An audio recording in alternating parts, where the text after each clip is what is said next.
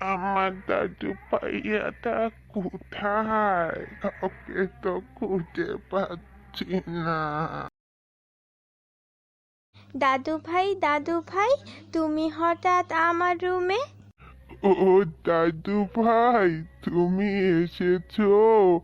আমি তোমার জন্যই অপেক্ষা করছিলাম। দাদু ভাই, এত কষ্ট করে তুমি আমার রুমে এলে কেন? আমাকে ডাকলেই তো হতো, আমি চলে যেতাম। দাদু ভাই, আমি তোমাকে অনেকক্ষণ ধরে ডাকছিলাম, কিন্তু তুমি শুনতে পাওনি, তাই আস্তে আস্তে করে তোমার রুমে চলে এসেছি। দাদু। অনেক দিন পরে এই রুমে আসলাম, বুঝলে দাদু ভাই। কিন্তু এই রুমে এসে তো আমার মনটা খারাপ হয়ে গেল। দাদু ভাই, এরকম করে কেন বলছো? এমন বলবো না তো আর কি বলবো, বলো তো দেখি। রুমে ঢুকেই দেখি জামা কাপড় এদিক সেদিক ছড়ানো।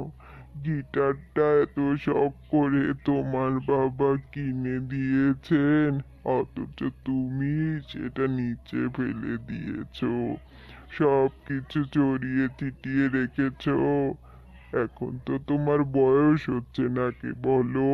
আস্তে আস্তে বড় হচ্ছ, তোমাকে তো নিজের জিনিস গোছানো শিখতে হবে নাকি বলো, বলো দাদু ভাই। সরি দাদু ভাই, আমার ভুল হয়ে গেছে। আমি তোমাকে দুঃখ দিতে চাইনি। আমি এখনই সব গুছিয়ে ফেলছি, আর আমি প্রমিস করছি আমি কখনো রুম অগোছালো রাখবো না। এইবার তুমি খুশি তো দাদু ভাই? তুমি তোমার ভুল বুঝতে পেরেছো, এটাই আমার জন্য অনেক। আমি আশা করি তুমি আস্তে আস্তে তোমার সব ভুলগুলো শুধরে নেবে। সবার প্রথমে তোমার ঘর গোছানো থেকেই শুরু করো দাদু ভাই। হ্যাঁ দাদু ভাই, আমি সব কিছু এখনই গুছিয়ে ফেলছি। তুমি নিচে যাও, আমি সব গুছিয়ে এখনই নিচে যাচ্ছি। তোমার কাছ থেকে অনেক অনেক গল্প শুনবো।